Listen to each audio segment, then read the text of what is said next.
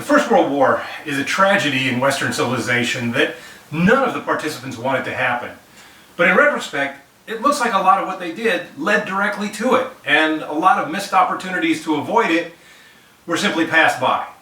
And so as we look at the origins of the First World War, we need to look at the collapse of the system that came before, along with, in a weird sort of way, a success of a lot of the other things that happened in the 19th century.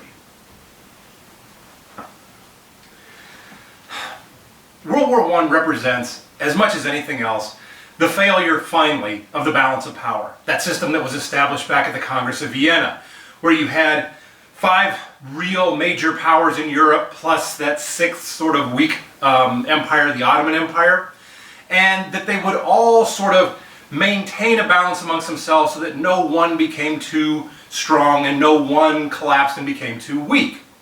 Now, we saw that system challenged earlier on by Bismarck and Bismarck's rule of the majority, his rule of 3, always be in a majority of the 3. Bismarck would have been very disappointed in the Germany that entered World War I. It was in a minority of 2, and it had picked a fairly weak partner in that. As we moved through that last quarter of the 19th century, and we had the Second Industrial Revolution, and we saw the rise of mass politics, and we saw urbanization and population explosions, the major empires of Europe broke themselves into sort of armed camps. The 2 major groups were the Triple Alliance, and that was the German Empire, the Austro-Hungarian Empire, and the Italians, and then the Triple Entente, which was primarily the French and the Russians aligned to offset Germany as much as anything, and later the addition of the British as sort of a reluctant entrant into a ground war in Europe. None of them wanted that. These 2 camps then got involved militarily in the industrial arms race, and so building things like massive new battleships and massive artillery and huge standing armies of millions of men, all preparing for a war that none of them hoped would ever happen, but not wanting to be in position to not respond if it did break out. The event that triggers the war is the assassination of Archduke Franz Ferdinand and his wife Sophie, the heir to the throne of the Austro-Hungarian Empire. And it's a really twisted sort of story, but it's fascinating. Look into it some more. Basically, on a goodwill tour, the Archduke is moving through Bosnia, a territory that had been Ottoman, but the Austrians had annexed it, and that the next door neighbor Serbians resented Austrian participation in. Even Bosnians weren't that crazy about it. In any event, a Bosnian national with Serbian support assassinates the Archduke. The Austrian Empire uses the event, the Austro-Hungarian Empire uses the event to punish Serbia. They really want to get them back. They want to put down the Serbs, again, an offshoot of that old Ottoman Empire in an area that the Austrians wouldn't mind dominating. And so they issue a series of demands that are meant for the Austrians to reject. At the same time, they're issuing those demands and knowing that when the Serbs reject them, the Russians will support them.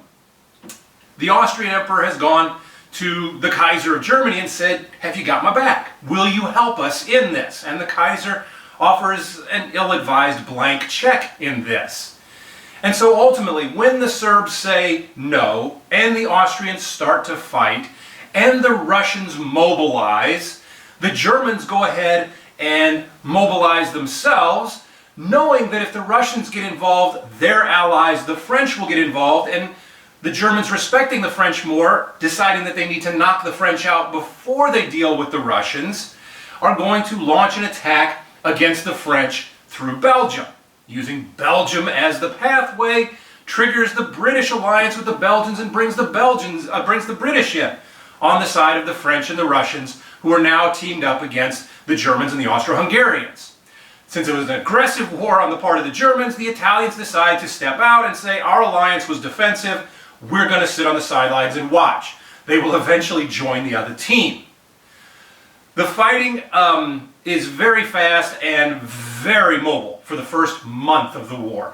August of 1914 sees German armies sweep across northern France, sees the Russians invade and then be pushed back out of German territory, sees the Austrians engage with the Russians engage in the south with the Serbs and Hungarians, so the Serbs and other Slavs in the south. The British put an army ashore, to an expeditionary force ashore to support the French. After a month, though, at least on the Western Front, things start to bog down. The Schlieffen Plan was Germany's name for this effort to defeat France. And it was going to be one massive blow to knock the French out, knowing that they would have to fight this war primarily on their own, not relying heavily on their Austrian allies, that they would knock the French out in 6 weeks, then they could turn their full might against the Russians. The Schlieffen Plan bogs down. Again, fascinating story, especially if you're into military tactics and things like that. Read more about it.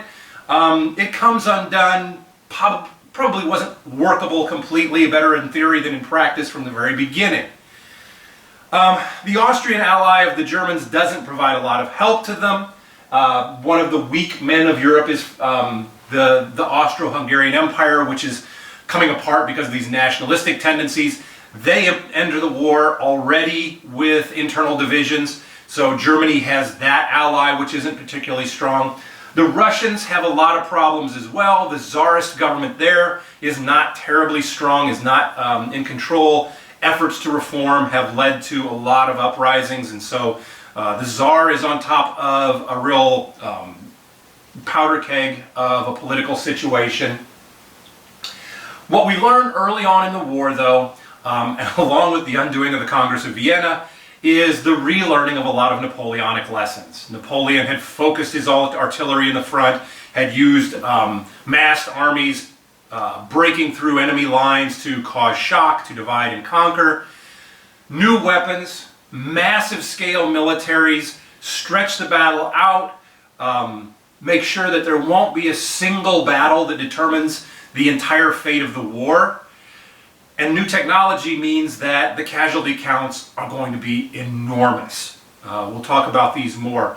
This war, though, becomes a global operation, and the numbers involved dwarf anything that we've ever seen before. In the end, at least in the West, and this is what becomes sort of the iconic World War I, and what we think of with Western civilization, though we will talk about the Russian situation and the revolution that takes place there as well. But the iconic image of World War I becomes then the trench warfare. Because what happens is, after a month or so of this mobile movement warfare, the resources, the elements of reserves sort of run out. Both armies dig in.